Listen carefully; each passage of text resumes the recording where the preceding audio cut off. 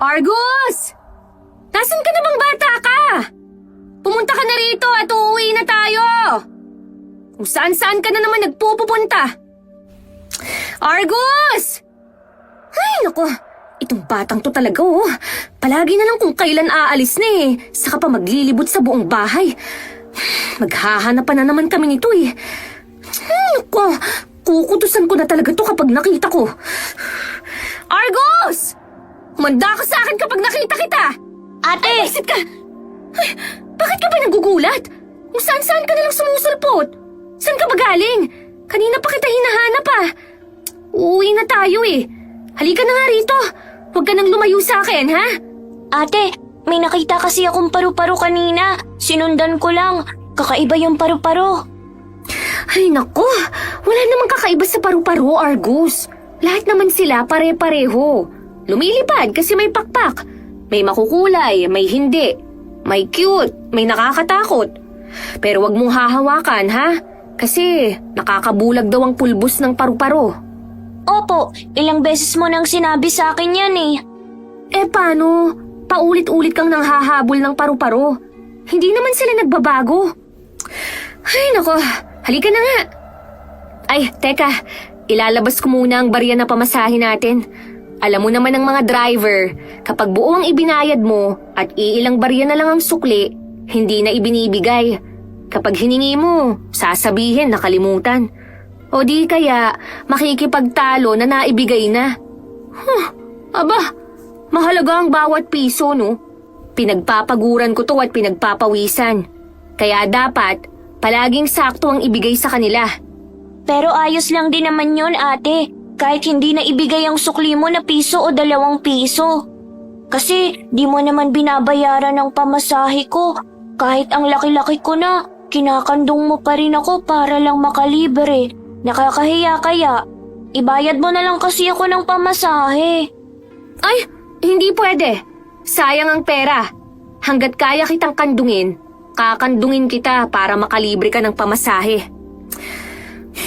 Argus, alam mo to? Itong piso na to, kapag naipon natin at dumami, pang-aral mo na to ng college. Kaya huwag ka nang magreklamo, ha? Pero gusto ko rin naman po maranasan na sumakay sa jeep na nakaupo sa upuan. Yung hindi kandong. Ay, sige, ganito na lang. Titingnan ko ang laman nitong wallet kong tinahipan ni nanay mula sa paborito niyang duster. Kapag kasyang barya dito sa pamasahe nating dalawa, ibabayad kita ng pamasahe. Talaga, ate? Pero kapag kulang, kakandungin kita uli, ha? Ay, wala naman akong magagawa sa desisyon mo na yon. O sige, bilangin na natin. Handa ka na? Excited ka na? Opo, sige, bilangin na natin. O sige, akin na yung kamay mo. Ilalagay ko dyan ang mabibilang kong barya. Ay, hindi. Dapat ikaw ang magbilang nito. Mahusay ka sa math, di ba? Tsaka, ikaw ang nag-aaral sa ating dalawa. Dapat, ikaw ang nagbibilang. Oh, bilangin mo na. Si ate, para bibilangin lang. Lahat naman ng tao kayang magbilang. Inuuto mo lang ako eh. Ay, sige na. Aangal pa eh. Bibilangin mo o kakandungin na lang kita para wala nang mahabang usapan. Akin na po, bibilangin ko na. Kitam, bibilang din pala eh. Nakangiting pinagmamasdan ni Sanya ang kapatid habang binibilang nito ang mga barya mula sa kanyang wallet. Napakunot ang noo niya nang matapos ilabas ni Argus ang lahat ng barya. Pero kulang pa itong pamasahe para sa isang tao. Wala na ate, yan lang po ang barya mo sa wallet. Di na tayo makakasakay ng jeep nito. Kulang ng 2 piso. Ha? Sigurado ka? Baka niloloko mo lang ako, Argus, ha? Ayusin mo. Wala na nga pong laman ng wallet mo, ate. Tingnan mo, oh. Wala na talaga. Ay naku, bakit mo naman itinaktak ang wallet? Para nga po malaman mo na wala na ngang laman. Ayaw mo kasi maniwala.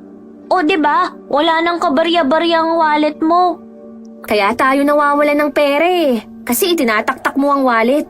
Malas yan. Itinatapon mo ang pera kapag ganyan. Dapat, dinudukot lang ang laman. Ang pera kasi, nagtatampo rin yan. Ay nako si ate, kung ano-ano nang sinasabi. Baka sa bag mo may 2 piso doon. Wala ah. Hindi ako naglalagay ng pera doon. Paano na to? Hindi na tayo makakasakay ng jeep. Nako, ayoko maglakad ate, napakalayo. Hindi talaga pwede. Kasi sa kalagitnaan ng daan, nagpapakarga ka. Ang laki-laki mo na kaya. Tsaka, hating gabi na tayo makakarating sa bahay kapag ganun. Ang bagal mo pa naman maglakad. Ano nang gagawin natin? Nag-iisip nga ako. Alam ko na. Halika, samahan mo ko. Saan po? Basta, sumama ka na lang. Pinuntahan nila ang isang silid sa malaking bahay na kanilang nililinis tuwing araw ng Sabado at Linggo. Kakaiba ang silid na yun. Dahil ang tanging laman lamang nito ay mga banga na iba't ibang itsura, sukat at laki. Ate, anong ginagawa natin dito? Sa itsura mo mukhang may gagawin kang hindi maganda. Lagot ka sa may-ari ng bahay. Tumahimik ka nga. Wala na akong ibang maisip kaya ito na lang. Ano ba kasi yun? Ano bang pinaplano mo? Natatandaan mo yung maliit na banga na puno ng barya? Opo. Yung palagi mong pinupunasan at sinisilip kung madami na ba ang laman? Oo, yun nga. Naku po! Balak mo bang kumuha ng barya doon, ate? Masama yan. Pag nanakaw po yan. Bago mawala si mama, bili niya na huwag tayong gagawa ng masama. Tapos magnanakaw ka? Hindi naman tayo magnanakaw, Argus. Hihiram lang tayo ng barya dun sa banga na ginagawang alkansya ni Sir Dennis. Kapag sumahod na tayo mula sa paglilinis dito sa bahay niya, papalitan ko na lang ang barya na kinuha natin. Pero ate, masama pa rin po yan kasi kukunin mo nang walang paalam. Saan naman ako magpapaalam? Wala nga siya rito, di ba? Kung nandito siya, babali na lang ako ng pamasahe natin kesa kumuha dito sa alkansya niya. Tsaka, wag mo nga akong pigilan, ha? Anong gusto mo? Kumuha tayo ng barya o maglalakad ka? Kasi ate... Oh, di ba? Wala ka ring maisip na ibang paraan? Tsaka kailangan na nating umuwi kasi malapit nang gumabi. Hindi naman natin alam kung anong oras umuwi si Sir Dennis eh. Kaya hindi tayo makakahiram ng pera. Baka hindi na tayo makasakay sa last trip. Halika na, ayun ang banga. Nasa bandang dulo ng silid. Malapit dun sa bintana. Parang kinakabahan ako, ate. Tumigil ka nga. Para kukuha lang ng ilang barya eh. Hindi naman yung bilang ni Sir. Nilapitan nila ang banga. Ilang segundo rin silang nakatitig doon na para bang nagdadalawang isip na kumuha ng barya. Nakailang kurap si Argus dahil kakaiba ang tingin niya sa banga. Sa paningin niya'y kumikinang ang mga disenyo nito na hindi malaman kung ugat ba o sanga ng puno na nakaalsa. Parang niyayakap ng disenyo ang banga upang protektahan sa kung sinong may masamang balak. Gusto niyang pigilan ang kanyang ate sa pagkuha ng barya.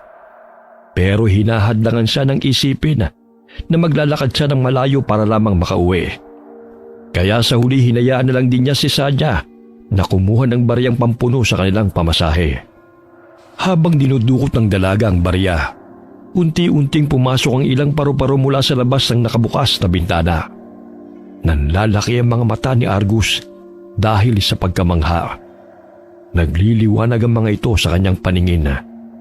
Lumipad itong paikot sa kanyang kapatid at may isang dumapo pa sa braso ni Sanya. Ilang segundo itong nanatili roon bago lumipad paalis. Ate, ang mga paru-paro! Kinakabahan ako! Ha? Bakit? Normal na paru-paro lang naman yan Anong nakakakaba dyan? Huwag mong hulihin at baka malagyan ng pulbos nila ang mata mo, ha? Nagliliwanag sila. Ay naku, Argus. Hindi ko nga nakikita ang sinasabi mo. Normal lang na may paru-paro dito. Kasi tingnan mo naman ang paligid. Puno ng halamang namumulaklak ang bakuran. Tapos marami pang puno. Ganyan talaga ang gusto ng mga insekto. Oh, nakakuha na ako ng barya. Halika na, umuwi na tayo. Yung paru-paro kanina na isa dumapo sa braso mo, ate. Nakita mo ba yon? Oo, pero hindi nakakamangha. Normal na yun. Huwag mo nang isipin yan. Minsan, gusto ko nang sisihin si mama eh. Dahil sa pagkikwento niya sa'yo ng kung ano-ano nung bata ka pa. Ayan ang natanim sa isipan mo. Akala mo tuloy, lahat ng bagay may dalang hiwaga. Paano nga kung totoong mga kinikwento niya? Imposible, Argus. Tumanda na akong ganito. Wala akong naranasan na hiwaga. Kinikwentuhan din naman ako ni mama noon eh, bago matulog sa gabi. Pero hindi naman ako kagaya mo na iniisip talagang totoo ang lahat. Kaya mula ngayon, sa akin ka na makikinig, ha? Wala na si mama. Matagal na siyang nasa langit. Namatay dahil sa pambubugbog ni papa. Pero ate, nadulas po si mama sa banyo at nabagok ang ulo niya kaya siya namatay. Hindi naman dahil kay papa yun. Pero kaya siya napilay dahil binugbog siya ni papa at napuruhan ng kanang paa niya. Kasalanan pa rin niya ang pagkamatay ni mama. Kung hindi pilay si mama, sa tingin mo madudulas siya? Ewan ko po. Huwag na nga nating pag-usapan yan. Naiinis lang ako kapag bumabalik sa isip ko ang mga nangyari. Kumukulo ang dugo ko kay papa. Kagaya ngayon, pauwi na naman tayo. Makikita ko na naman ang mukha niyang kulay pula dahil lang sa alak. At ang ulo niyang may mahabang sungay. Wala naman ako nakikitang sungay sa ulo ni papa. Parang ikaw naman yata ang matindi mag-imagine, ate. Masama kasi ang ugali niya, kaya may sungay siya. Halika na, umuwi na tayo. Mauna ka nang lumabas at ilalak ko pa ang main door tsaka ang gate. Pagkatapos gawin ni Sanya ang pagsasara ng malaking bahay, nagsimula na silang maglakad papunta sa abangan ng jeep. Nilingon pa ni Argus ang bahay ng mayamang lalaki. Nanlaki ang mga mata niya nang makitang dumami ang mga paru-parong umaaligid sa bahay na yun. Kumabog ang kanyang dibdib. Ang pagkamanghay na palitan ng takot at pangamba. Napahawak siya sa braso ni Sanya at inialis na ang tingin sa magarang bahay. Nang makauwi sila, naabutan nila ang kanilang ama na nakaharap na naman sa pagsusugal. Inugali na nitong magsugal kaysa magtrabaho at buhayin silang magkapatid. Kaya si Sanya na ang nagtatrabaho para itaguyod ang kanilang pamilya.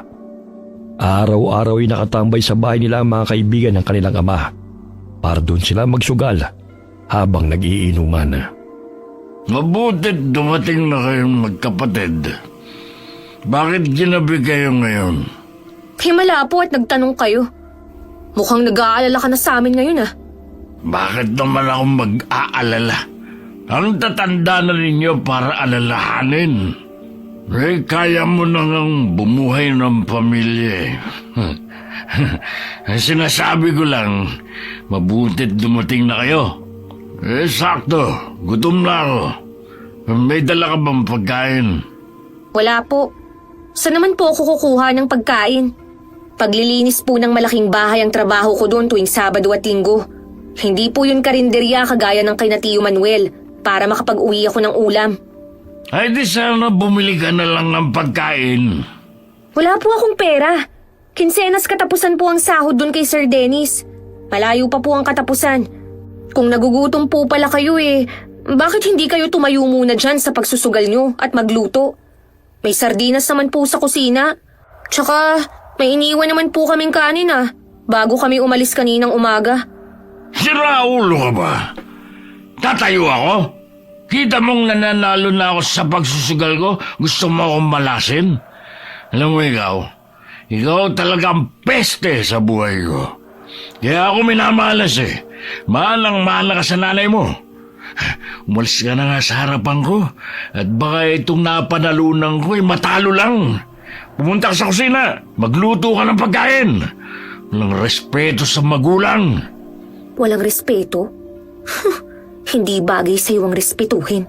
Dapat sa'yo, kinukutom. Ate, wag mo na pong patulan si Papa. Mukhang lasing na siya. Hayaan mo na lang. Tara na sa kwarto. Mauna ka na sa kwarto. Maliligo muna ako. Nagugutom ka ba? Magluluto ako. Busog po ako. Mabuti at marami ang pagkain na iniiwan ni Sir Dennis sa atin kaya busog na busog ako. Mas nararamdaman ko ang antok. Para akong napagod kahit di naman ako tumulong sa paglilinis. Paano kang hindi mapapagod? Puro kalaro at paghahabol sa paru-paro. Maglinis ka muna ng katawan bago ka sumampa sa kama, ha? Mauna ka na sa banyo. Pupunta muna ako sa kusina. Kukuha ako ng tubig na dadalhin sa kwarto. Sige po. Pagpasok ni Sanya sa kusina, tumirik ang mata niya sa inis. Nang makita ang sandamakmak na kalat at hugasin sa lababo, na alam niya ang kanyang ama at mga kaibigan nito ang may gawa. Pero dahil wala namang ibang maglilinis doon, ay inunan niya nang gawin yon bago ang paliligo. Tapos na siya sa paglilinis ng kusina nang pumasok ang kanyang ama. Lasing ito at galit. Pagkain! Gusto mo ng pagkain! Nagugutom ako! Ipagkain mo ako! Bilisan mo! Hindi po ako nagluto ng pagkain. Bakit hindi ka nagluto? Kanina ko pa sinabi sa'yo na magluto ka! Ano na ang kakainin ko ngayon? Napakawalang kwenta mo talaga! Bubuksan ko na lang po ang sardinas. May kanin naman po eh. Sardinas? Na naman? Araw-araw na lang sardinas ang pinapakain mo sa akin. Punyetang buhay ito! Di mo ba nakikita itsura ko? Mukhang ang nawawalang ulo ng isda sa sardinas na yan napunta na sa akin dahil sa kakakain ng pesteng delata na yan. Ngayon niya lang napansin. Matagal na siyang mukhang sardinas. Pati nga ang kaliskis ng isda, nasa balat na niya. Pumunta ka sa karinderya ng tsuhi mo. Humingi ka ng ulam doon. Hindi po sila nagbubukas ng karinderya kapag Sabado at Linggo. Kaya nga po ako kumuha ng sideline sa paglilinis ng bahay para kumita ng pera. Oh, yun naman pala eh. May sahod ka naman pala. Di bumili ka ng ulam. Yung inihaw na manok, para naman malapatan na mantika ng inihaw ang bibig ko. Hala, dali na bilhin na sa labas. Bilisan mo lang at ang maliliit kong bituka kinakain na ng malalaki kong bituka. Pero wala pa po akong sahod dahil hindi pa po katapusan. Pagtiisan niyo po muna itong sardinas. Takilang buhay ito. Bakit ka pa nagtatrabaho kung wala ka naman palang kinikita? Napakawalang kwenta mo naman palang anak. Binuhay na nga kita para makatulong sa buhay. Tapos wala ka naman palang kwenta. Sayang ang paggawa ko sa'yo bilang tao. Dapat pinahid na lang kita sa kumot. Buwisit ka. Nasaan na po ba ang perang napanalunan niyo sa sugal? Hindi ba sabi niyo marami na kayong panalo? Akin na, ibibili ko kayo ng lechon, kahit baboy pa yan. Sira na ba ang tuktok mo? Dahil sa dinala mong kamalasan kanina, natalo lahat ng pera ko. Sus, natalo raw? Inubos lang naman dahil inuuto ng mga walang kwentang kasugalan. Tse! Paano ba tinatayo-tayo mo dyan? Buksan mo na nga lang yung tangang isda dyan para makakain na ako. Piliin mo pinakatanga ha. Yung kasing tanga mo. Saka nakakita ng isda na lata na nga nasa harapan, pinasok pa. Napakatanga talaga. Nakakahiyang nagkaalak ako ng tanga. Kasalanan to ng nanay mong tanga rin. Dahil sa kanya, nawala na saysay ang buhay ko. Tapos iniwanan pa ako ng 2 anak na puro mga tanga. Hindi na pinatulan ni Sanya ang pagdadaldal ng kanyang ama para hindi na umabot sa mahabang diskusyon at pag-aaway. Rinding-rindi na siya sa mga sinasabi nito na para bang nakarecord sa plaka at pinatutugtog ng paulit-ulit. Pagkatapos niyang ipaghain ng ama, ay iniwan niya na ito sa kusina at saka naligo bago pumasok sa silid nilang magkapatid. Naabutan niya si Argus na mahimbing na ang tulog. Kinumutan niya ito pagkatapos ayusin ang pagkakahiga. Malalim na ang gabi nang magising si Sanya dahil naramdaman niyang sumasakit ang kanyang braso. Inunat niya ito at iginalaw-galaw para maibsan ang pananakit. Pero mas naramdaman niya ang pagbigat nito. May kung ano pa siyang nararamdamang init sa braso na parabang apoy na nakagapos. Dumilat siya para tignan ito. At gano'n na lamang ang panlalaki ng kanyang mata dahil sa nakita. Ano to? Bakit may nakataling parang sinulid na itim sa braso ko? Sinong may gawa nito? Si Argus ba? Pinagtripan na naman ba ako ng batang to? Ako naman talaga, oh. Teka, ba't ayaw maalis? Tsaka, bakit parang ang init naman ng sinulid na to? Hoy, Argus! Gumising ka nga! Gising! Gising! Ano ba yun, ate? Umaga na ba? Saka bakit ka pa nang gigising? Di ba linggo pa lang? Sa Lunes pa po ang pasok ko sa school. Tingnan mo nga itong ginawa mo. Alisin mo nga itong sinulid na to. Ang init-init eh. Parang may apoy. Saan mo to nakuha, ha? Laro ka kasi ng laro sa kung saan-saan eh. Kaya kung ano-ano ang napupulot mo. Alisin mo to. Wala naman po akong pinupulot. Alin po ba ang aalisin? Ito oh. Itong itinali mo sa braso ko. Alisin mo na, bilis. Po, nananaginip ka ba? Wala naman akong itinali sa braso mo eh. Tsaka ang himbing-himbing ng tulog ko kaya. Kung hindi ikaw ang may gawa nito, eh sino? Dalawa lang naman tayo dito sa kwarto. Hindi naman makakapasok si Papa dito dahil palagi nating inilalak ang doorknob. Tsaka, hinaharangan pa ng upuan ng pinto. Ewan ko po, wala naman po akong kinalaman dyan sa tali sa braso mo eh. Baka naman kung saan ka lang nasabit. Sandali at hahatakin ko ang sinulid para malaman natin kung saan galing. Sige, dalian mo at napakainit talaga ng sinulid na to. Saglit lang po, hindi ko mahawakan ate. Ano bang sinulid yan at hindi ko mahawakan? Ano ba yan? Sandali nga, ako ang gagawa. Ay, teka, hindi nga mahawakan ah. Bakit kaya? Ano ba kasing klaseng tali ito? Paano to napunta sa braso ko? Ate, hindi kaya gawa yan ng paru-paro? Ano? Puro ka na lang paru-paro? Puro na lang ka-imposiblihan ang pinagsasasabi mo. Eh kasi 'di ba sa braso na yan dumapo ang paru-paro? Argus, kahit laksa-laksang paru-paro o kahit anong insekto ang dumapo sa katawan ko, hindi nila ako magagawang talian ng sinulid.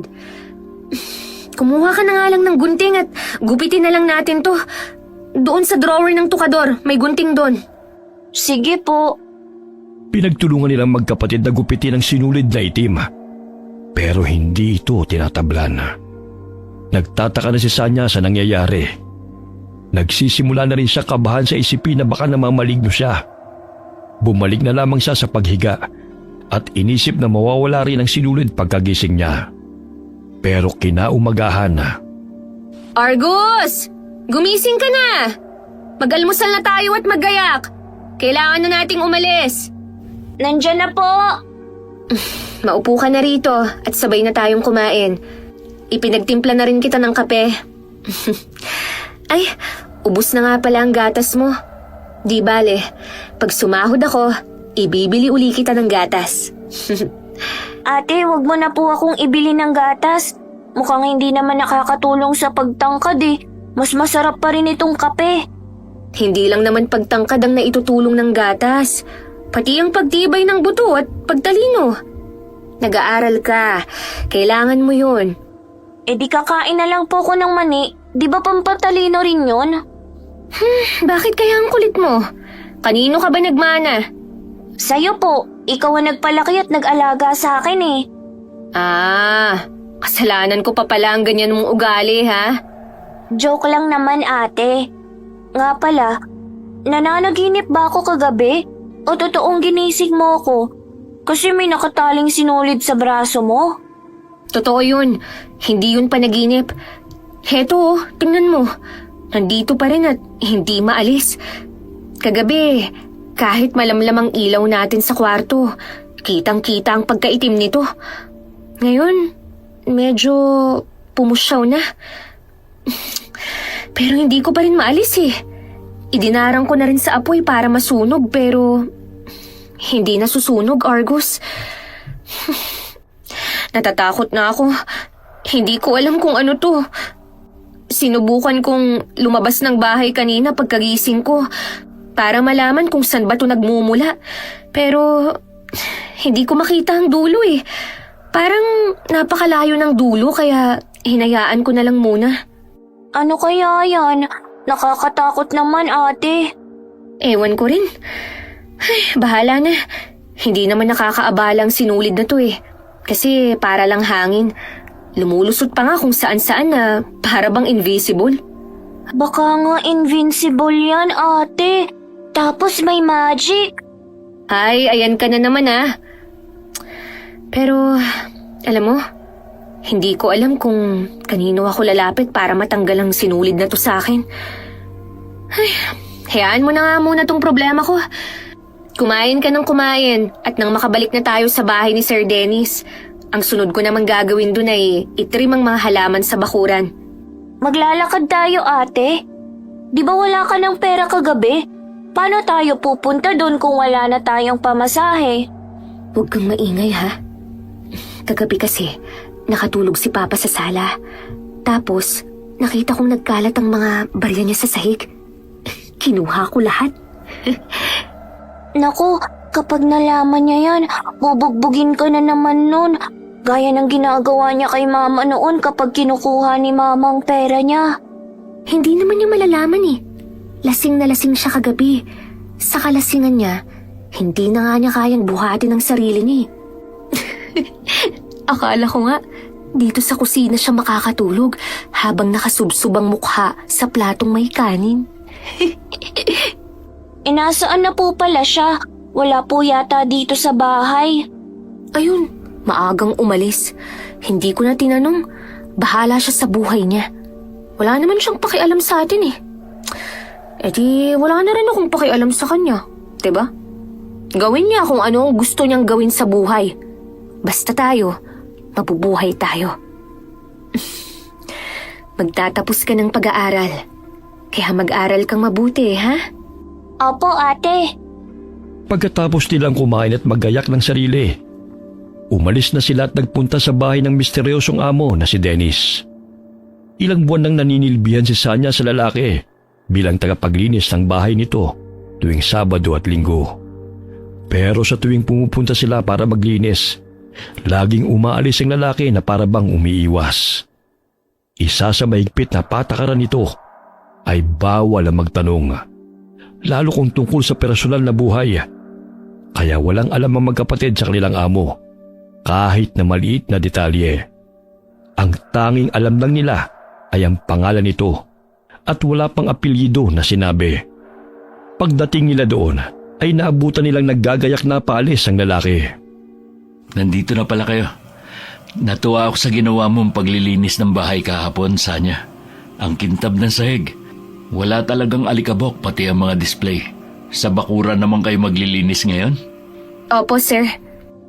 Nasa likuran ng bahay ang bodega. Alam mo naman yun, di ba? Nandun ang mga gamit na kailangan mo sa paglilinis. Iniwan ko nakabukas ang padlock. Kaya bago kayo umalis, isarado mo na lang uli ang bodega. Opo, sir. Nasa kusina yung pagkain nyo para sa maghapon, pati ang merienda. Ikaw na ang bahala dito sa bahay. Gabi na uli ako babalik. Kagaya ng dati kong bilin, isaradong mabuti ang mga pinto at bintana. Maliban sa bintana ng silid kung saan naroon ng mga banga. Dapat palagi yung nakabukas. Opo, sir. O sige, aalis na ako. Sige po, sir. Ingat po kayo. Bago umalis ang lalaki, bahagya niyang napansin ang mahiwagang sinulid na nakatali sa braso ni Sanya. Kahit hindi niya ito ipinahalatang napansin, ay nakita pa rin ng dalaga ang pagkagulat nito. Tatanungin sana niya ang lalaki, pero nagmamadali na itong umalis. Ate, halika na. Madaming pagkain. Parang nagutom ako uli. Bakit ba parang natutulala ka dyan? Si Sir Dennis, nakita niya ang nakataling sinulid sa braso ko. Ha? Sigurado ka, ate? Kasi di ba napansin natin na tayo lang ang nakakakita sa sinulid na yan. Kasi yung ibang mga tao hindi nila nakikita. Kahit sa jeep, di ba, wala namang nakakapansin? Sigurado ako. Nagulat siya eh.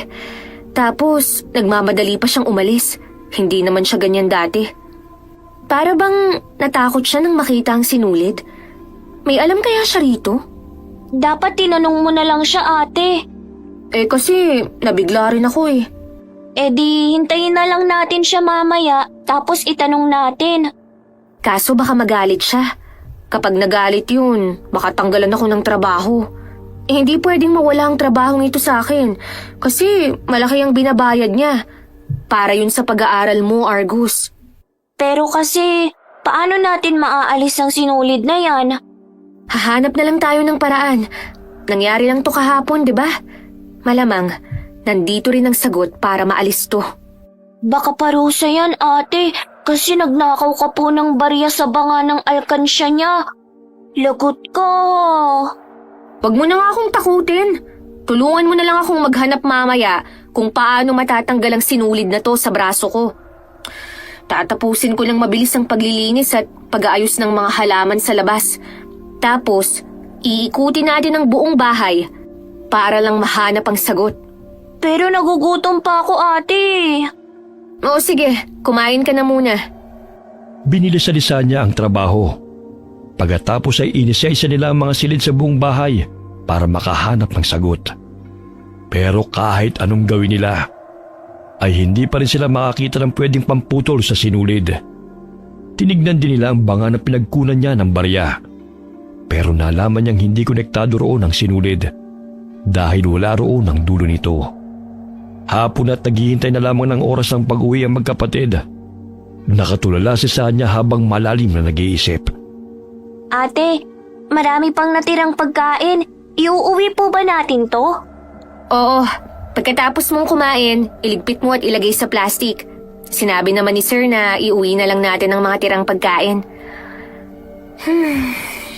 Anong oras kaya uuwi si Sir Dennis? Kailangan ko siyang makausap. Kapag ginabi siya, ate, mahihirapan na tayong makauwi. Baka hindi tayo makaabot sa last trip ng jeep. Yun na nga eh. Kaya dapat, umuwi siya ng maaga ngayon. Teka, narinig mo yun? Tumunog ang wind chime na nakasabit sa pintuan. Baka dumating na siya. Sandali, ate, ako nang titingin. Sige. Pagkaalis ng kapatid, nakarinig naman si Sanya ng mga yabag na papalapit sa kanya. Inakala niyang si Argus na ito kasama ang kanyang amo. Pero nang lingunin niya ay wala siyang nakitang ibang tao. Sinulyapan niya ang kapatid sa sala at nakita niya itong palinga-linga sa labas ng pintuan na parabang may hinahanap. Natuon din ang paningin niya sa wind chime na nakasabit sa itaas ng pintuan. Kahit kasi wala namang malakas na hangin, ay gumagalaw ng malakas ang wind chime, dahilan para tumunog ito ng tumunog. Nanunuot sa kanyang pandinig ang ingay nito hanggang sa mapatakip na siya ng tenga dahil halos makabasag na ito ng eardrum. Sumakit na rin ang kanyang ulo at nagsimula na rin siyang magsisisigaw hanggang sa tuluyan na siyang mawala ng malaya. Nagising siya dahil panayang yugyug sa kanya ni Argus habang umiiyak. Ate! Ate! Gumising ka na, please! Argus? Ate! Gising ka na! Akala ko hindi ka nagigising. Anong nangyari? Nakita na lang kitang walang malay sa sahig. Pinilit lang kitang hilahin at ihiga kita dito sa sofa sa sala. Eh, ang bigat-bigat mo eh. Buti na lang, tinulungan ako ng mga paru-paro. Bakit ka ba hinimatay? Sumakit ng matindi ang ulo ko. Sandali, anong oras na? Hala, madilim na sa labas. Paano na tayo uuwi? Sandali, anong sabi mo? Sino ang tumulong sa'yo?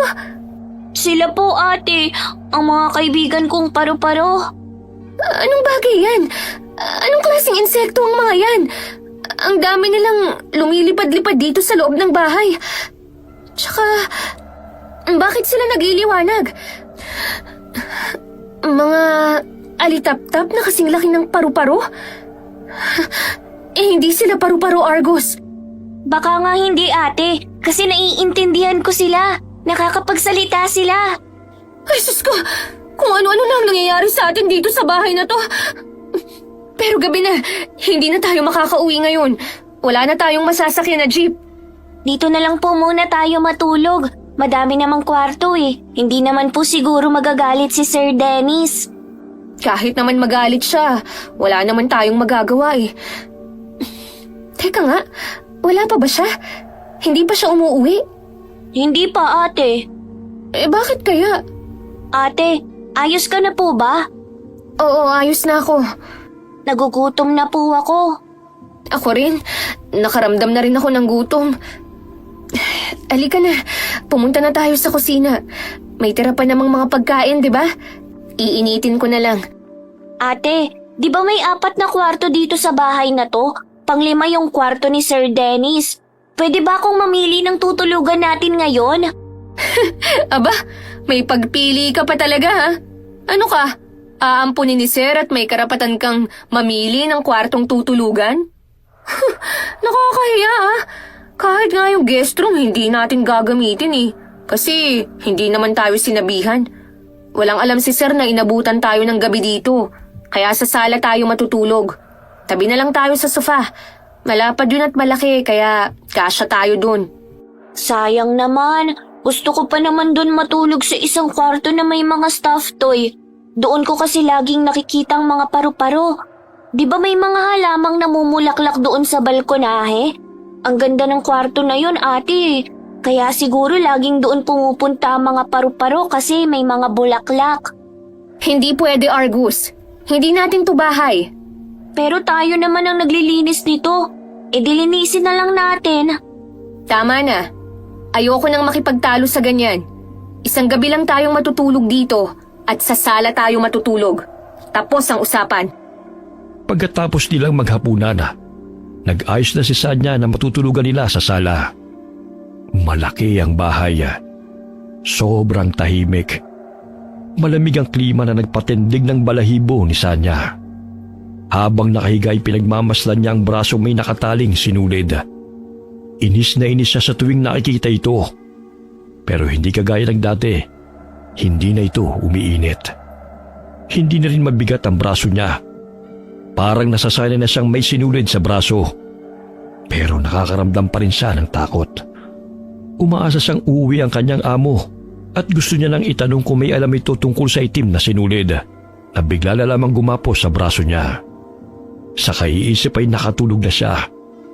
Nagising siya ng alanganing oras dahil hindi maganda ang kanyang pakiramdam. Para siyang nauubusan ng lakas at nahihirapan na ring huminga.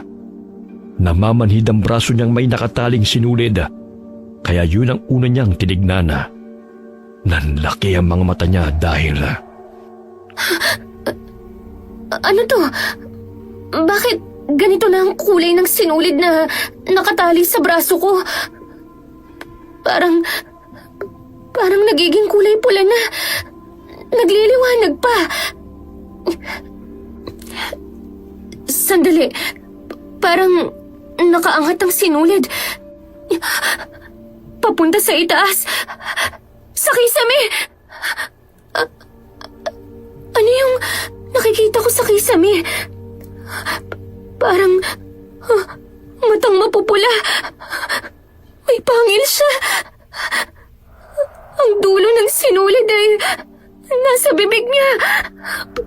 Para siyang sumisip-sip ng... Ano to?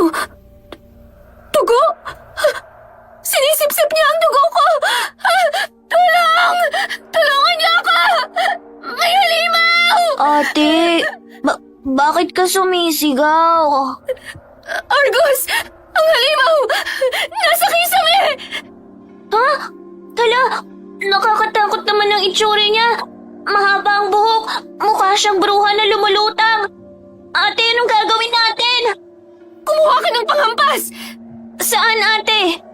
Yung walis sa pangtanggal ng agiw! Pero nasa dulong kwarto yun eh. Huwag na pala. Delikado.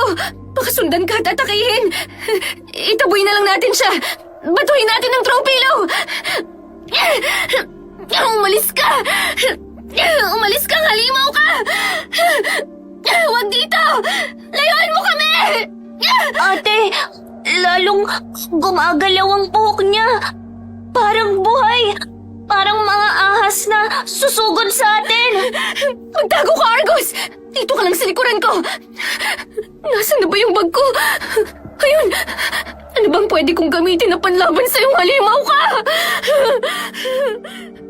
Kinalkalisa niya ang laman ng kanyang baga. Nakita niya ang isang plastik ng asin na palagi niyang dinadala dahil palaging walang lasa ang mga pagkain ibinibigay sa kanila ng kanyang amo. Kaya nakasanayan niya ng dalhin ito para pampalasa. Iniinit niya ang mga ulam at sa kanila lagyan ng asin para sumarap.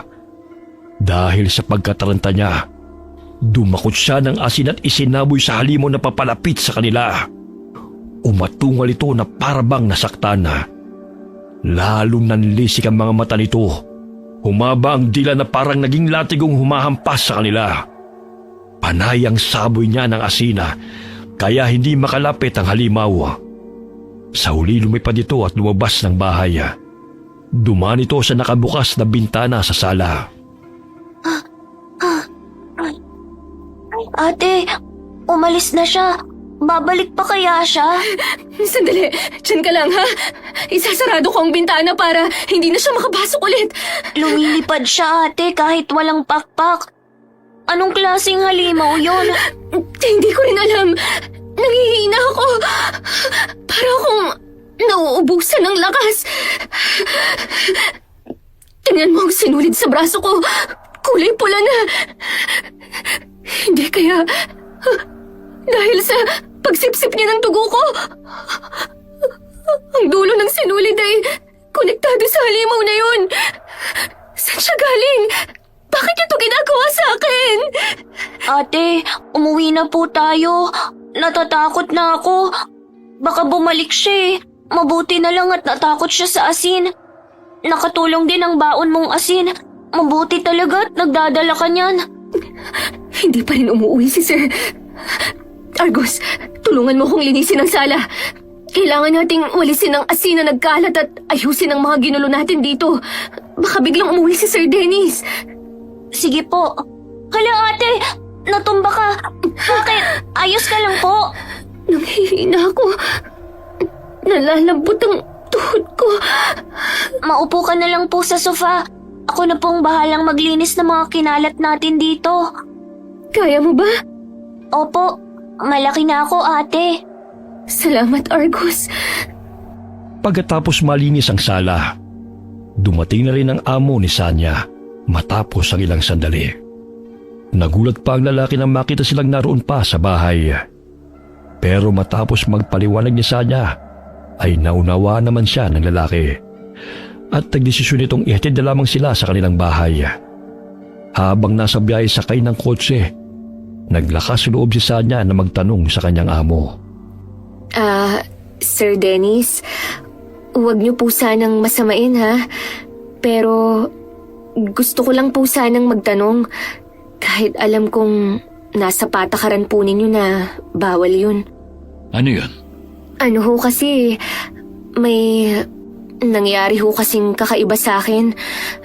Hindi ko ho maipaliwanag pero alam kong nakikita niyo po ang kakaibang parang sinulid na nakatali sa braso ko. Baka po may alam kayo para maalis to. Ano ba sinasabi mo? Wala naman ako nakikitang sinulid na nakatali dyan sa braso mo ah. Pero po kahapon, nakita ko po kayo na nagulat nang makita ang braso ko. May nakita kasi akong gasgas sa braso mo. Pero hindi na ako nagtanong kasi kako baka nasagi ka lang habang naglilinis. Bukod doon, wala na ako iba nakita. Kung ano man ang sinasabi mo, wala akong alam. Ganun ho ba? Yung mga barya po ba sa alkansya niyong banga? Normal na pera ho ba yun? Oo naman. Bakit? Pasensya na po kayo ha. May kasalanan po kasi akong nagawa eh. Kumuha po ako ng barya doon kasi nagkulang po ang pamasahe ko. Pero mula po noon, nangyari na ang mga kababalaghan sa bahay niyo. Masyadong malikot ang imahinasyon mo. Dahil yun sa wala kayo makausap sa bahay habang naglilinis. Dahil na rin siguro sa dami ng mga gusto nyong malaman kung ano-ano na naiisip nyo. Normal na bahay lang ang bahay na yun. Bahay pa yun ay pinundar ng mga magulang namin. Kaya lang wala nang tumira mula nang mamatay sila. Kasi lahat kami magkakapatid may sarili ng bahay na naipundar. Kaya pinapalinis ko na lang linggo-linggo.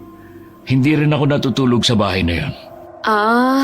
Kaya ho pala mukhang pinamamahayan na ng mga maligno at halimaw.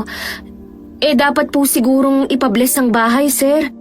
Huwag mo nang problemahin ang hindi mo dapat problema. Ang paglilinis lang ang trabaho mo doon. Yun lang ang dapat mong isipin. Opo, pasensya na po kung naging matanong po ako. Pagkatapos ng usapan ay tumahimik na si Sanya.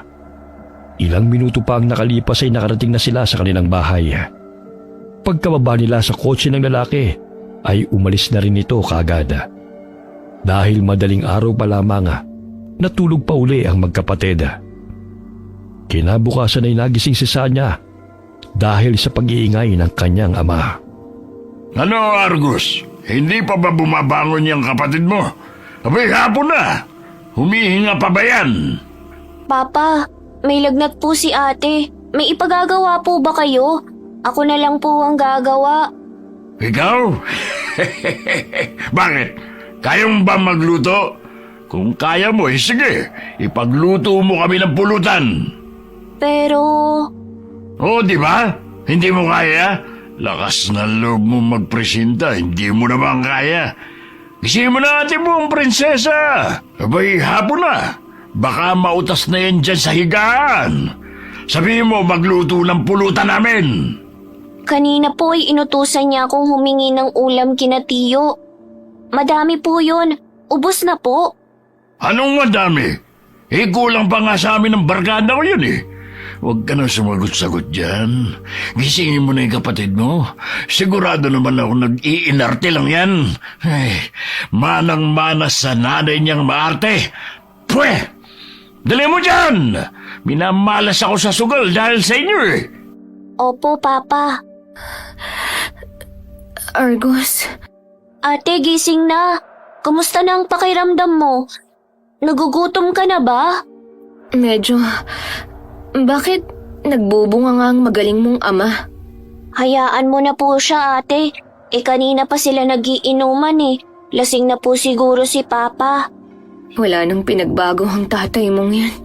Heto ate kumain ka muna. Nilagang baboy yan. Sakto ang pagising mo. Kakapainit ko lang. Itinago ko talaga kay Papa kasi kukunin niya eh. Saan galing yan? Kila Tiyo Manuel po. Inutusan kasi ako ni Papa na manghingi ng ulam sa karinderya nila Tiyo. Nanghingi ako ng lugaw para sa'yo. Kaso wala silang lugaw. Binigyan na lang ako ng nilaga para daw pagpawisan ka. Salamat, Argus. Maaasahan ka na. Teka, Lunes ngayon ah. Bakit hindi ka pumasok sa eskwela? Kasi po binantayan kita. Ang taas po ng lagnat mo. Umuungol ka pa tapos pawis na pawis ka. Pinunasan kita ng bimpo na basa. Kagaya ng ginagawa ni Mama sa atin kapag nilalagnat tayo. Ganun ba? Kaya siguro umayos na ang pakiramdam ko. Salamat sa pag-aalaga, ha? Siguro nagkasakit ka dahil sa halimaw na nakita natin, ate. Yung halimaw? Oo nga pala. Kailangan nating pumunta kay Tata Miyong. Yung albularyo po, ate. Oo, baka matulungan niya tayo. Tingnan mo tong sinulid sa braso ko. Kulay pula na talaga. Hindi na bumalik sa dating kulay itim. Naging pula lang to mula nang sinimulang higupin ng halimaw ang dugo ko. Ate, kung hinigop ng halimaw ang dugo mo, baka maubusan ka po ng dugo. Kaya ka po siguro nilalagnat at nanghihina. Yun na nga. Kaya hindi na natin to dapat patagalin pa. kailangan na nating pumunta sa bahay ni Tata Miyong. Kumain ka po muna. Oo, kakain na ako para may lakas akong maglakad. Pagkakain nila'y nagpasya na silang umalis. Dumaan sila sa pintuan sa kusina para hindi makita ng kanilang ama. Sinubukan nilang nakarin ang papunta sa bahay ng albularyo. Pero hindi kinakaya ng katawan ni Sanya dahil sa panghihina. Pinara nila ang dumaan na tricycle at nagpahatid sa bahay ng manggagamot. Napakagaan na ng pakiramdam ng dalaga nang pumasok sila sa loob ng bahay ng albularyo. Para na siyang lumulutang sa hangin sa di niya malamang dahilan. Halos hindi rin niya maintindihan ang sinasabi ng matandang lalaki. Nang hawakan nito ang kanyang palapulsuhan, napasinghap siya at humagod ng hangin. Maya-maya'y bahagyang gumang ang pakiramdam niya. Nadidinig na niya ang boses ng matanda. Anong nangyari sa iyo? Sobrang putla mo. Kung hindi ka nakapunta ngayon dito bukas, pinaglalamayang ka na. Tulungan niyo po ako. Pakiramdam ko, may humihigop sa lakas ko. Unti-unti akong nanghihina. Nakikita niyo po ba ang sinulid na nakatali sa kanang braso ko? Oh, Talaga po. Salamat po. Mabuti po at nakahanap kami ng makakatulong. Bakit po kaya ako nagkaroon ng ganyan? Bigla na lang pong pagising ko. May nakatali ng sinulit sa braso ko. Hindi ko alam kung paano nangyari. Kulay itim po yan dati. Unti-unting naging kulay pula. Parang may kung sinong sumisip-sip sa dugo ko. isang hamok ang gumagawa niyan sa iyo. Hamok? Ano po yun, Tata Miyong? Ang hamok ay isang uri ng makapangyarihang aswang kung saan ay gumagamit sila ng buhok para sumipsip ng dugo ng tao. Pero kakaiba ang paraan ng aswang na sumasalbahay sa iyo. May kasama itong sumpa.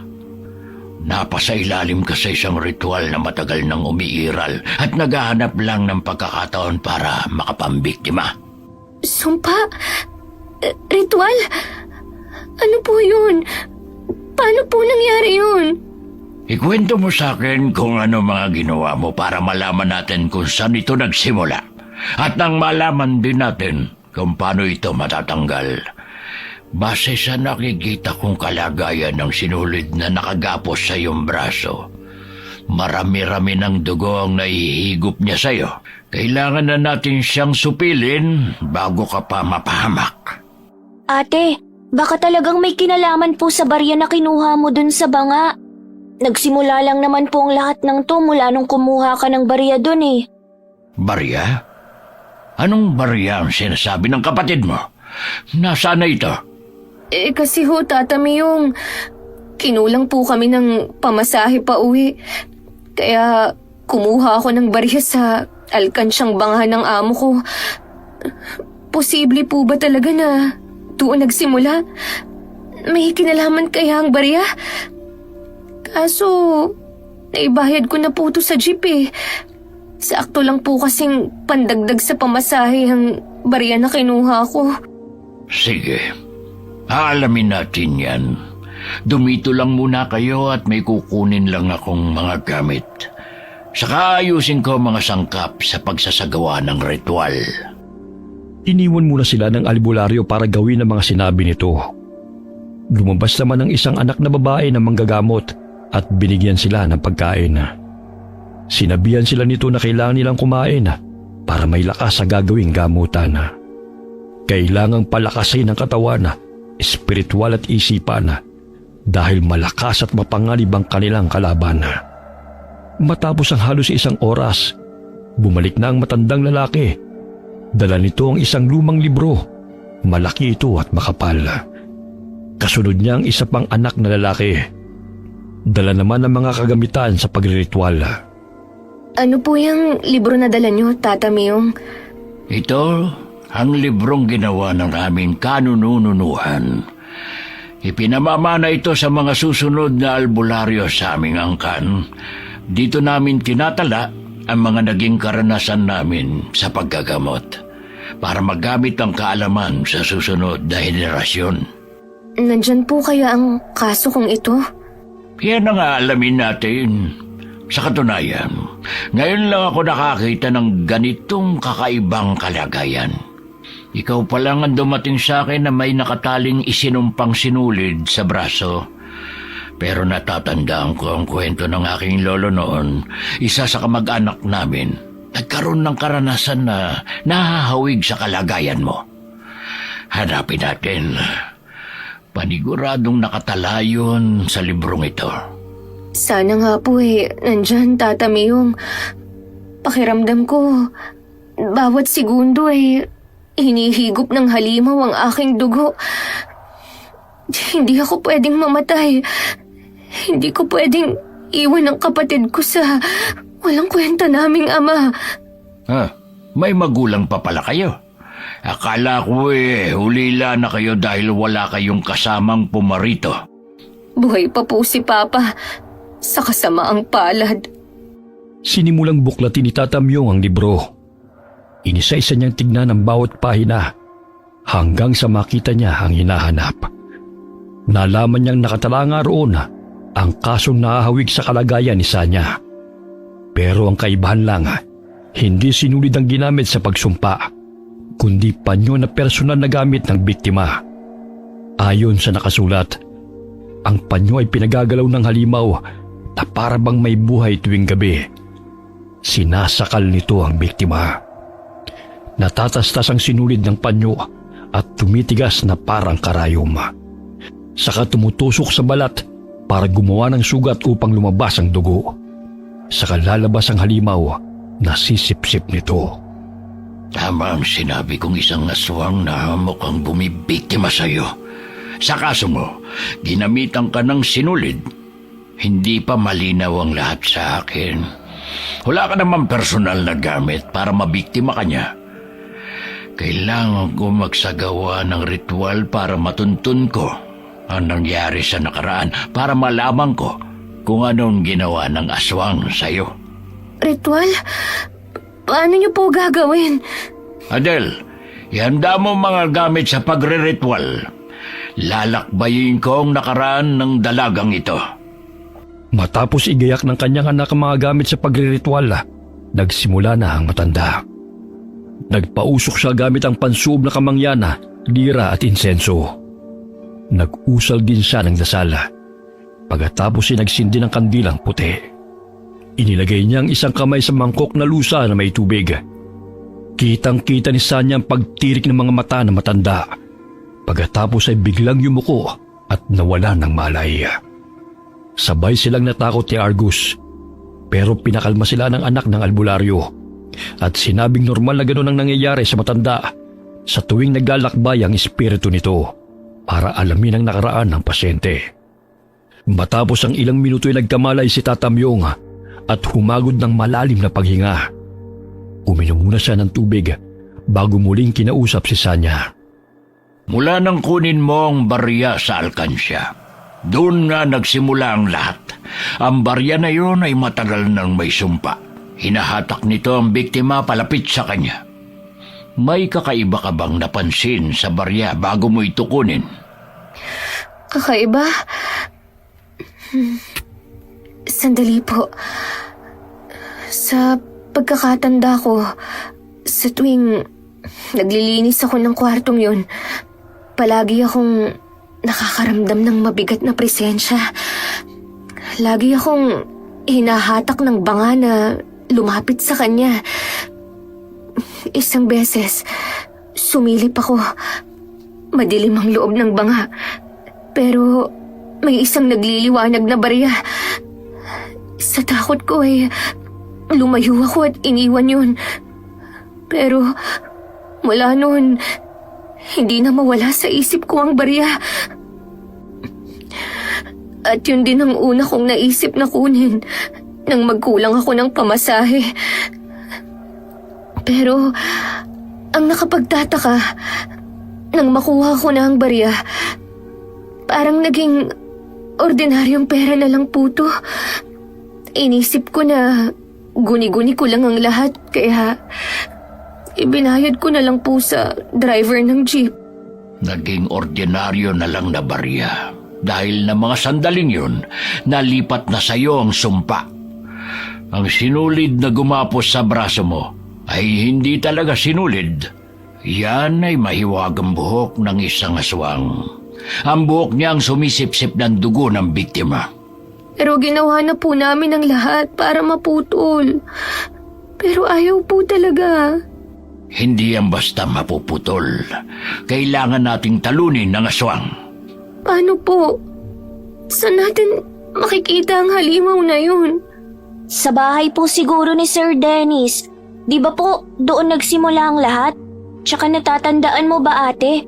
Noong doon tayo natulog, nagpakita ang halimaw sa'yo. Ibig sabihin, doon siya nakatira. Matalino ang batang ito. Nag-iisip siya. Pero wala nang aswang sa bahay na yun ngayon. Po?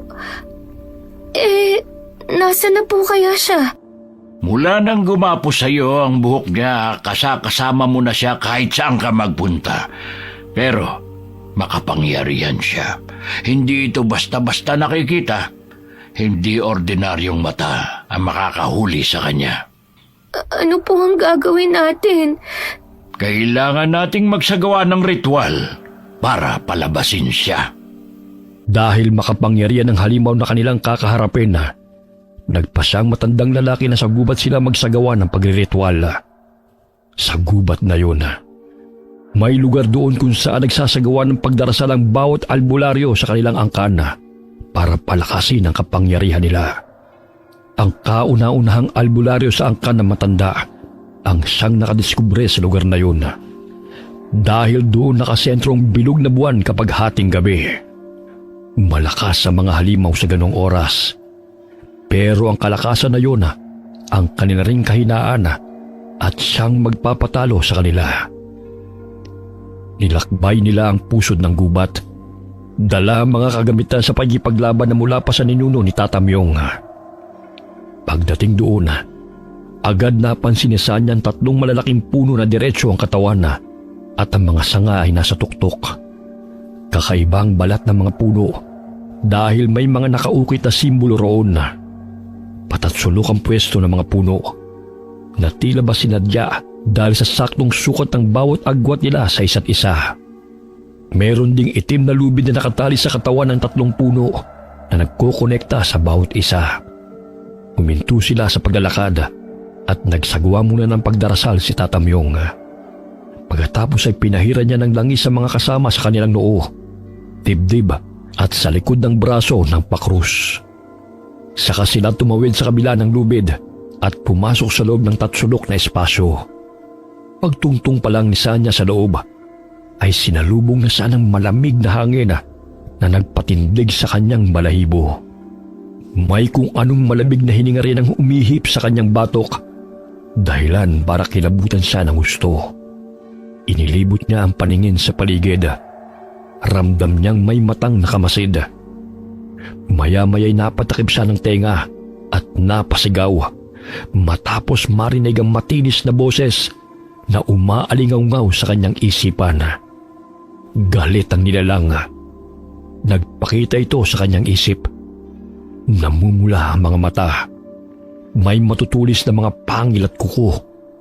At may mahabang buhok na tila may buhay na gumagalaw sa hangin.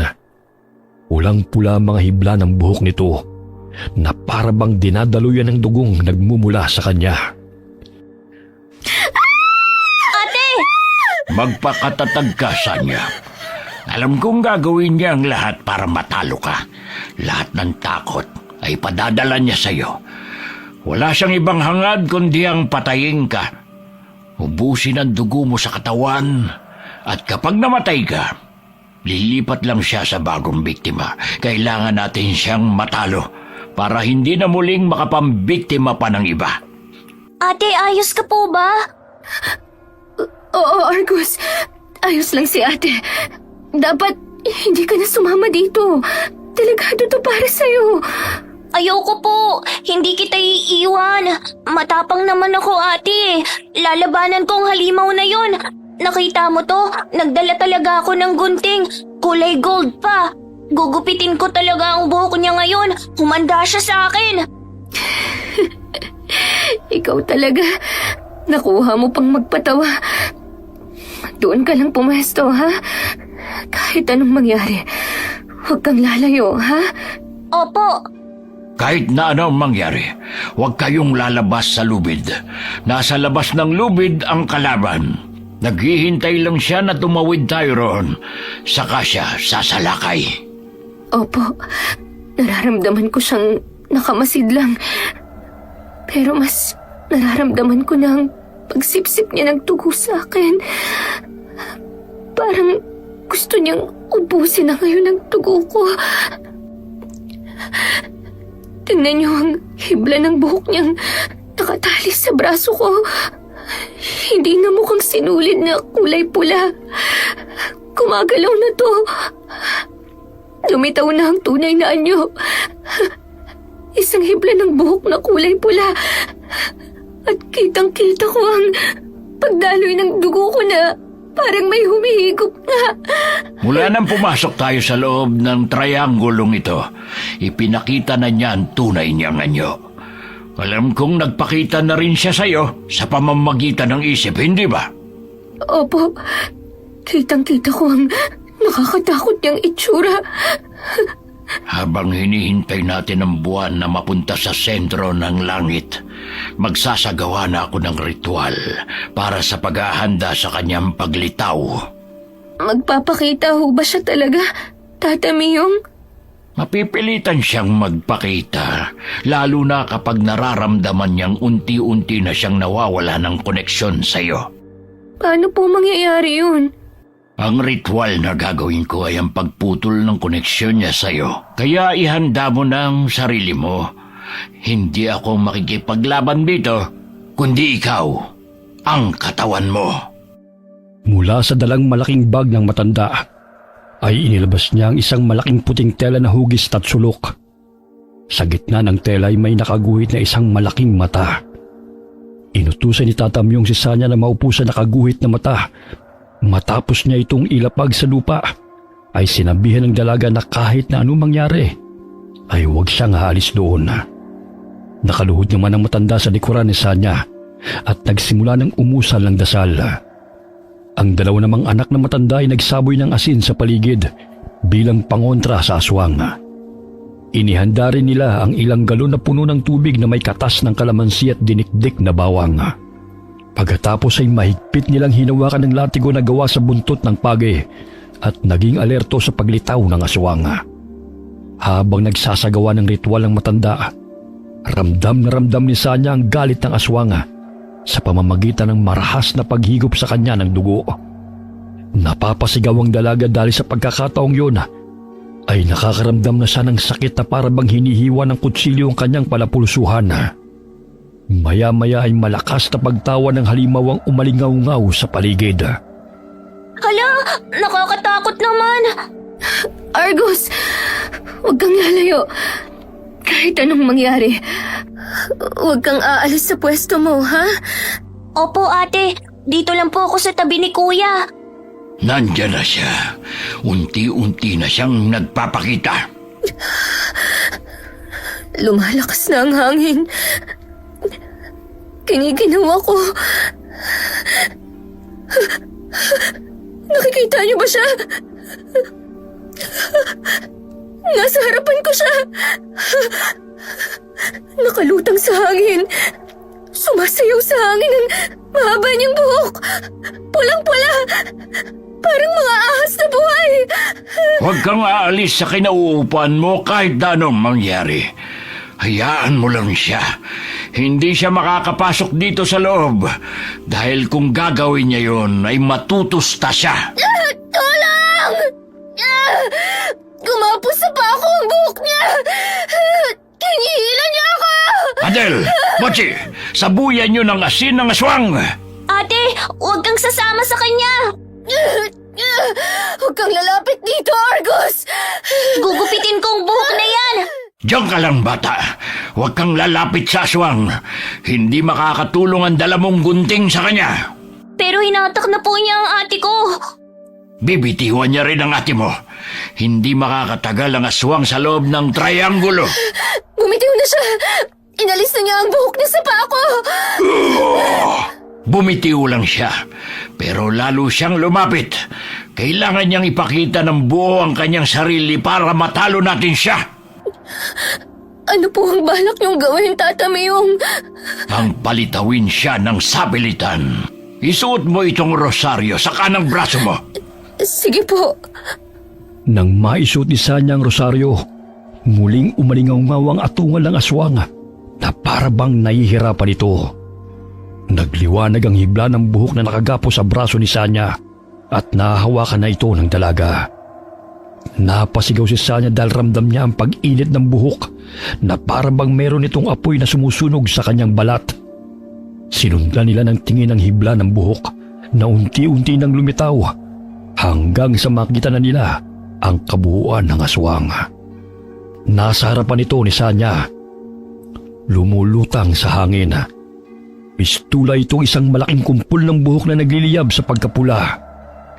Bawat dulo ng hiblay nagtatalsikan ng dugo sa tuwing gumagalaw. Patuloy sa pag-atungal ang aswang dahil nasasaktan sa rosaryong isinuot ni Sanya. Pero kahit anong pilit ng dalaga na alisin ang nakagapos na hibla ng buhok sa braso niya, ay hindi pa rin niya ito matanggal. Lumapit naman si Argus sa kanyang kapatid at sinubukan niyang gupitin ang buhok gamit ang dalang gunting. Muling umatungal ang aswang at sa isang iglap ay gumalaw ang buhok nito papunta sa bata at marahas na isinalya si Argus. Dahilan para tumilapon siya sa labas ng trianggulo. Argus! Ate! Adel, Mochi, kunin niyo ang bata. Huwag niyong hayaan na makuha ng aswang. Hindi! Pinuluputan ng buhok si Argus! Ang kapatid ko! Tulungan niyo siya! Itiwan mo ko! Ate, tulong!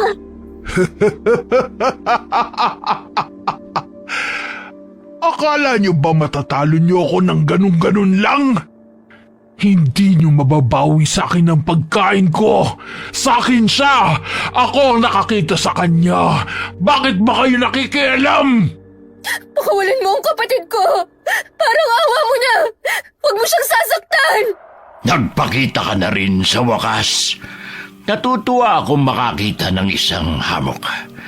Marami akong katanungan pero hindi na yun mahalaga. Ang mahalaga ay ang lubayan mo ang dalagang ito. Hindi mo siya pwedeng gawing pagkain lang. Huwag mo kong utusan, tanda! Hindi ikaw ang masusunod dito kundi ako. Hawak ko ang batang to. Wala nang silbi sa akin ang babaeng yan. Pwede ko na siyang pakawalan. Dahil ang batang to, sa kanya na ako kukuha ng dugo! Huwag! Pakiusap!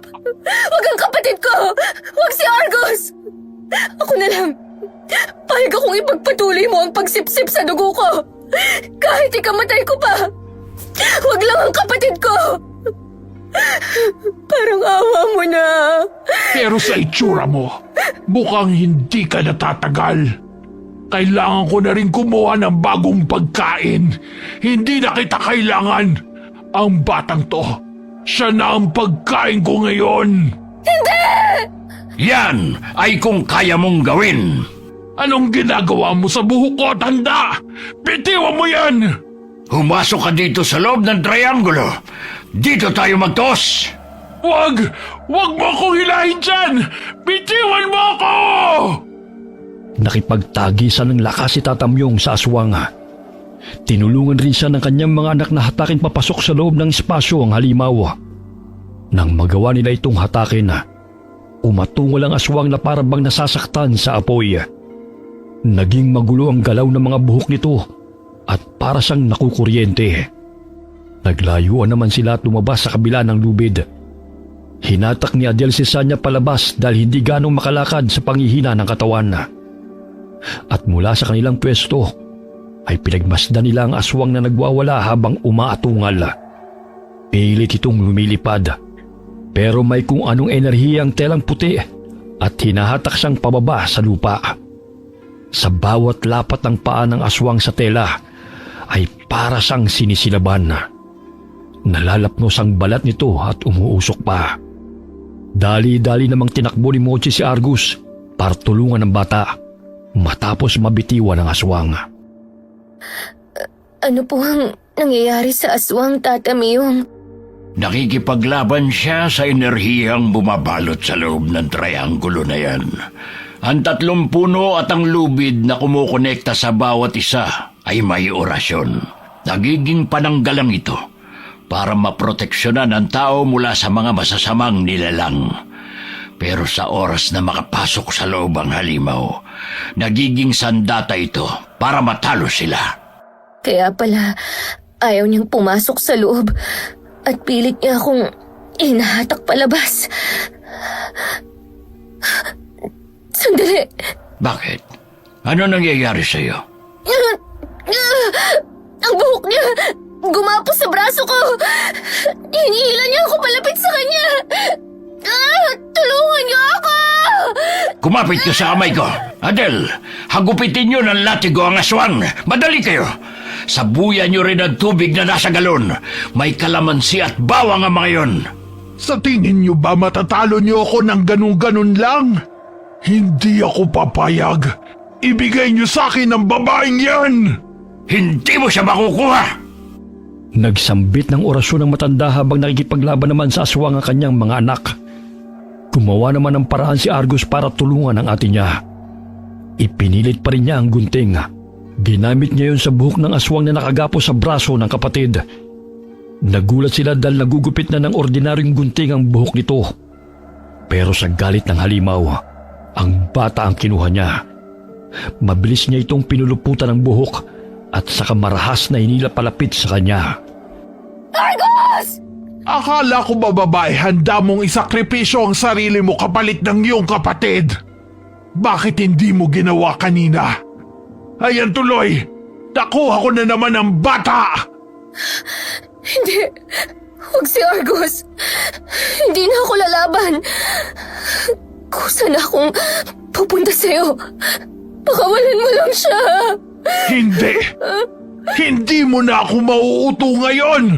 Kung hindi ikaw ang makukuha ko, ang batang to na lang! Siya ang pagmamanahin ko ng sumpang matagal ko ng pinaghihirapang labanan! Anong balak mong gawin sa kanya? Sandali! Huwag mong ituloy ang binabalak mo. Huwag mong gagawin yan sa bata. Anong gagawin niya kay Argus, Tata Miyong? Hindi ko alam, pero masama ang kutob ko. Hindi pwedeng mangyari ang nasa isip ko. Kailangan gumawa ng paraan. Ang nakatali sa braso ko, unti-unti nang natatanggal. Pero bakit? Dahil iba na ang punteriya niya ngayon. Hindi! Huwag ang kapatid ko! Ikaw na aswang ka! Pakawalan mo ang kapatid ko! Hindi pwede! Nakikita niyo ba ang bilog na buwan? Malapit nang tumapat sa amin. Oras na mangyari yun. Matatapos na rin ang paghihirap ko. Makakalaya na rin ako sa sumpang ito ng aming angkan. Ibig sabihin, ang pamilya niyo ay mga aswang? Kamag-anak ka ba ni Sir Dennis? Si Dennis? Siya ang pinakamabait kong pamangkin. Siya ang nagdadala sa akin ng aking biktima. Bago ikaw, marami pang nauna sa'yo. Namamatay silang lahat ng walang kaalam-alam sa nangyayari. Inaakala nilang lahat, nagkakasakit lang sila dahil subsub sa trabaho. Pero iba kayong magkapatid. Nakita niyo ang hibla ng aking buhok na inilagay ko sa braso mo para makasipsip ako ng dugo. Nabuksan ang third eye niyo. Hindi kagaya ng iba na sarado ang ikatlong mata. Hindi nabuksan ang third eye namin. Sadyang bukas talaga to. Ipinasara ko lang noon dahil kung ano-ano na ang nakikita namin ni Argus. Nakalimutan ko na nga na inborn sa amin ang kakayahang ito dahil matagal nang hindi kami nakakakita ng mga nilalang na kagaya mo. Kusa pala itong nagbubukas uli. Akala ko, hindi na yun mangyayari. Kung hindi dahil sa kakayahan mong yan, sana tahimik lang tayo, hindi ba? Tahimik lang ako nakakasipsip ng dugo mo. Hindi sana mapapahamak ang kapatid mo. Pero nangyayari ito dahil ito talaga ang kapalaran yung magkapatid. Kayo ang tatapos sa sumpang nagpapahirap sa akin. Hindi! Tatapusin ka namin! At hindi mo kami mabibiktima! Lalo na ang kapatid ko! Wala ka nang magagawa. Matapang ka ba? Kung oo, halika, pumasok ka rito. Lumapit ka. Iligtas mo ang mahal mong kapatid. Huwag mong gagawin, Sanya. Nililin lang ka lang niya. Pero Tata Myung, si Argus, anong gagawin niya sa kanya? Paano natin siya maililigtas? Ililigtas ko ang kapatid ko. Kahit ikamatay ko pa. Hintayin natin ang pagtapat ng buwan sa sentro ng triangulo. Natatandaan mo ba ang sinabi ko sa iyo? Ang oras na kalakasan nila ay kanila rin namang kahinaan. Walang masama sa paghihintay. Pero tingnan niyo po! May kung ano siyang ginagawa sa kapatid ko! Naging isang mas malaking kumpol ng buhok ang aswang! Para na siyang malaking bola! At nasa loob niya si Argus! Anong gagawin niya sa kapatid ko? Ate, tulong! Argus! Pinipilit ni Sanya na saklolohan ng kapatid, pero pinipigilan siya ni Tata Myung. Patuloy naman sa pagkipaglaban ng mga anak na matandang albularyo sa aswang, pero tumitilapon sila kapag hinahagupit ng buhok ng halimaw. Dahil pinalibutan ng hamok ang sarili niya ng mahaba niyang buhok, hindi umiepekto ang mga panlaban nila sa aswang. Panay naman ang pagtingala ni Tata Myung sa buwan. Hinihintay niya ang pagtapat nito sa triangulo. Lalo namang binabalot ng takot si Sanya para sa kapatid. Hindi niya makita kung anong ginagawa ng aswang kay Argus. Panay lamang ang sigaw ng bata ng tulong habang natatakot. Nang malapit nang tumapat ang buwan sa kinatatayuan ng aswang, nagsimula ng umusan ng orasyon si Tata Myung, kasabay ng pagsaboy ng asin sa paligid ng telang puti. Ilang sandali pa'y umepekto na ang pagriritual ng matanda. Umaatungal ang hamok na parabang nasasaktan na at unti-unting kumakalas ang buhok nito mula sa pagkakakumpol. Maya-maya'y lumantad na ang aswang.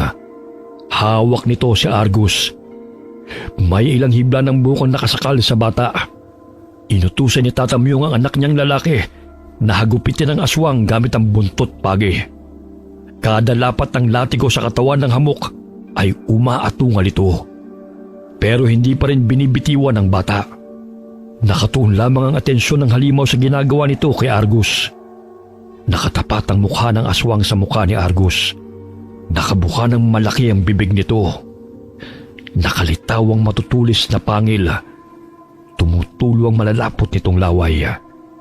May kung anong iniluluwa ang aswang na balak nitong ipalunok sa bata. Hagupitin niyo pa siya. Huwag ninyong tigilan hanggat hindi niya pinakakawala ng bata. Anong ginagawa niya sa kapatid ko? Bitiwan mo siya! Argus! Pilitin mong kumawala sa kanya! Hindi ako makagalaw, ate. Nakakatakot ang mata niya. Ang itsura niya. Nakakatakot. Argus! Alam kong matapang ka! Hindi ba sabi mo, malaki ka na? Matapang ka na? Labanan mo siya! Alam kong kaya mo siyang talunin! Pakiusap! Hindi ka pwedeng mawala sa akin! Ikaw na lang ang meron ako, Argus! Ikaw ang dahilan kung bakit ako nagsusumikap sa buhay! Huwag mong iiwan si ate! Ate, naniniwala ka ba na ang mga kaibigan kong paru-paro ay naghihimala? Oo na! Naniniwala na ako sa lahat ng sinasabi mo! Basta labanan mo lang ang aswang na yan! Nandyan na sila, ate. ang mga kaibigan kong paru-paro, parating sila. Tutulungan nila ako. Nakikita mo sila? Ang mga paru-paro! Bakit nandito sila? Lumilipad silang paikot sa kanila. Talaga bang kaibigan mo sila, Argus? Hindi yan mga ordinaryong parparo. Mga maliliit na diwata ang mga yan. Tinutulungan nila ang kapatid mo. Panayang sigaw ng aswang dahil sa pagkainis sa mga maliliit na diwatang umaaligid sa kanila ni Argus. Pinagalaw niya ang mahabang buhok para hagupitin ng mga paru-paro. Pero mabilis silang nakakailaga. Lalong nagliwanag ang mga diwata dahilan para umatungal ang aswang. Nasilaw ito sa liwanag na taglay ng mga lambana. Maya-maya'y nagkumpulan ng mga diwata sa aswang, kaya nabitiwan ito si Argus. Tumakbo naman ang bata palapit kay Sanya, at mula sa kanilang kinatatayuan, pinanood nila habang namamangha kung paanong nilalabanan ng maliliit na mga diwata ang hamok. Unti-unting naputol ang buhok ng aswang at kumalat ang mga ito sa paligid matapos tangayin ng hangin. Nang lumayo sa halimaw ang mga paru-paro, lumantad na sa liwanag ng buwan ang aswang. Napatingala ang hamok habang umaatungal sa sakit. Nag-usal muli ng orasyon si Tatamyong para tapusin ang buhay ng aswang. Dahil wala ng buhok na mapagtataguan ng hamok, hindi na nito maprotektahan ang sarili mula sa mga panlaban sa aswang na inihahagis ang dalawang anak ng albularyo. Hindi nila ito tinigilan hanggang sa tuluyang bumagsak sa puting tela ang halimaw. Nakasentro ang pagbagsak ng katawan ng hamok sa matang nakaguhit sa tela at lalo siyang nilukob ng orasyon na isinagawa ng albularyo. Ang maliwanag na sikat ng buwan na pinanggagalingan ng lakas ng mga aswang ang saring kumitil sa buhay ng hamok. Nang matapos ang lahat, napayakap si Sanya sa kanyang kapatid. Hindi mapaglagyan ang kanyang tuwa dahil nakaligtas silang pareho mula sa aswang. Ate, ang mga kaibigan kong paru-paro, tingnan mo, kumakaway sila sa akin. Naniniwala na ako sa'yo na may hiwaga talaga ang mga bagay na nakikita mo. Pasensya na ha. Nakalimutan kong ang mga mata natin ay hindi kagaya ng ibang mata. Nakikita natin ang hindi nakikita ng iba. Patawarin mo si ate kung hindi kita agad pinaniwalaan ha. Ayos lang po yun. Ako rin naman nung una, hindi po ako makapaniwala. Pero talagang nakakausap ko po sila. Kagaya po ngayon, sabi nila, aalis na raw po sila.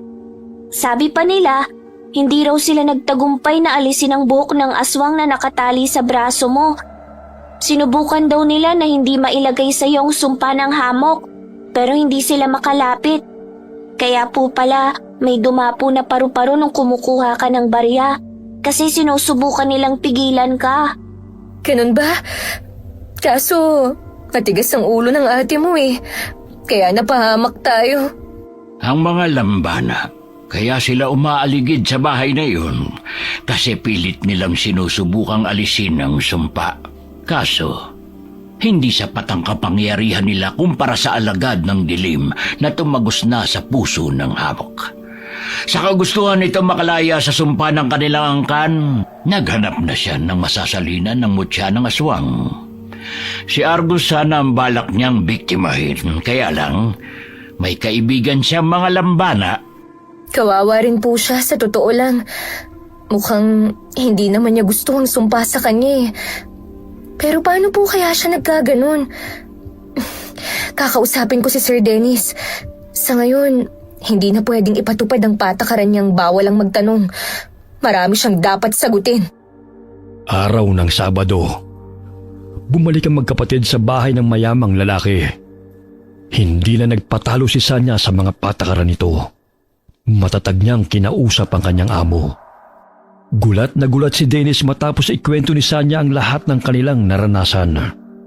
Hindi na maitanggi ng lalaki ang lihim ng kanilang angkan na matagal na nilang iniingatan.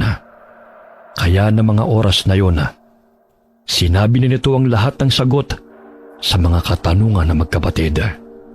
Nagsimula ang lahat ng isumpa ang lolo ng lola ko ng isang mambabarang na matindi ang inggit sa aming angkan. Gumamit siya ng itim na kapangyarihan para gawing aswang na hamok si lolo. Mula noon, itinago siya sa mga tao para ingatan ang lihim niya. Kapag matanda na ang aswang, naghahanap siya ng masasalinan ng binhi para tuluyang makapagpahinga. Nagpasalin-salin ng binhi hanggang kay Auntie Susan. Siya po ang nakilala namin? Oo, at para hindi na siya makapambiktima, naghanap kami ng mabuting mambabarang para matulungan kami na ikulong siya sa bahay na ito. Ginawa niya ang baryang yon, niritualan, kinonekta kay Auntie ang barya. Tapos itinago sa banga. Hanggat hindi nakakalabas ng bahay ang barya na yon, hindi makakalabas si Auntie. Hindi siya makakapambiktima. Pero kinuha po ni ate ang barya. Argus! ganun na nga. Kaya nasabik na naman siya makalabas. Pero hindi ko alam na habang nakakulong pala siya, nakagawa siya ng ritual para makapaglagay ng hibla ng buhok sa biktima at maisagawa ang mga bagay na yon. Humihingi ako ng tawad sa kapabayaan ko. Pero, alam po ninyo na aswang ang tiyahin nyo, sir. Bakit po kayo tumatanggap ng tagapaglinis dito? Alam naman pala ninyong mapapahamak sila, di ba? Ilan na ang mga napatay niya? Hindi ako nagpasya ng mga bagay na yan, kundi ang mga kapatid niya. Kailangan kasing sumipsip ni Auntie ng dugo. Kasi kung hindi niya magagawa, mas delikado. Kapag gutom siya, lalo siyang magiging halimaw. Habang naghahanap kami ng lunas sa sumpa, tumatanggap kami ng tagalinis sa bahay para kahit paano makahigop siya ng dugo. Ilan linggo lang ang dapat na itatagal nila sa bahay na ito. Tapos magpapalit na kami ng tagalinis. Pero sila mapilit. Ayaw nilang umalis sa trabaho dahil sa malaking sahod. Kaya sila napahamak. Pero bakit po ako? Hinayaan yung tumagal. Wala kayong sinabi na dapat ay ilang linggo lang pala. Dahil nang makita ko kayong magkapatid, nakita ko ang takot sa mga mata ni Auntie sa kauna-unahang pagkakataon. Dati sabik siyang makakita ng tao. Pero kayo, kinatakutan niya. Tapos nakikita pa ng kapatid mo mga lambana. Kakaiba, hindi ba? Naisip ko, baka kayo ang sagot para matapos ang lahat ng ito. Natapos na nga po ang lahat. Pero siguro, hindi aabot sa sitwasyong mga nganib ang buhay naming magkapatid kung hindi kayo naglihim. At walang patakaran na bawal ang magtanong. Kung sasagutin ko ba mga tanong niyo kung sakali, maniniwala ba kayo? Makakatulong ba kayo? O baka matakot kayo? Tatakbo at ipagkakalat ang iniingatan naming sikreto. Ay, may punto naman po kayo. Ay, siya nga po pala. Heto po, nagdala ko ng kaunting abo ng tiyahin nyo. Naging abo po kasi siya nung masikatan ng araw. Pasensya na rin po kung napatay namin siya. Huwag kang humingi ng pasensya. Dapat nga magpasalamat ako sa inyo kasi kayo ang tumapos sa sumpa ng aming angkan. Maraming salamat. Ate, paano na yan? Hindi na ba tayo maglilinis dito? Ha? Ano kasi? Hindi ko naman kayo tinatanggal sa trabaho. Pwede pa naman yung ipagpatuloy kung gugustuhin nyo. Wala na namang nakakatakot na aswang sa bahay na ito kaya wala nang panganib. At siya nga pala, bilang ganti ko sa kabutihan yung magkapatid, sasagutin ko na ang pag-aaral yung dalawa hanggang sa makatapos kayo sa kolehiyo. Ho? Ate, nakakapag-aral ka na rin daw, sabi ni Sir. Nakakahiya naman po. Hindi nyo naman po kailangan gawin yun eh. Maliit na bagay lang naman po ang nagawa namin. Hindi yon maliit na bagay. Buhay nyo ang inyong tinaya. Kaya wag na kayong tumanggi. Naku po. Salamat po, sir. Dahil sa kagustuhan ni Sanya na makatapos din ang pag-aaral, tinanggap niya ang alok ng amo. Kaya nang sumunod na pasukan ay bumalik na siya sa pag-aaral. Hindi na siya nagtrabaho sa karinderya ng tiyuhin. At tuwing Sabado at Linggo ay pumupunta silang magkapatid sa malaking bahay para linisin ito. Tuwang-tuwa si Argus sa tuwing bumabalik sila sa bahay na yon. Dahil doon niya nakakalaro ang mga kaibigang paru-paro. Okay, sana po nagustuhan niyo ang kwento natin ngayon. Shout out po tayo sa Imperial and Grefaldia family. Kamusta po kayo? Shout out po kina Jenny May, Billy Ray, at kay Ray Buendia from Lucy Buendia from Nueva Ecija. Kamusta po? Hi po kay Sally Albino from Kawayan City, Isabela. Hi kay Malu Suklan ng Cuenca, Batangas.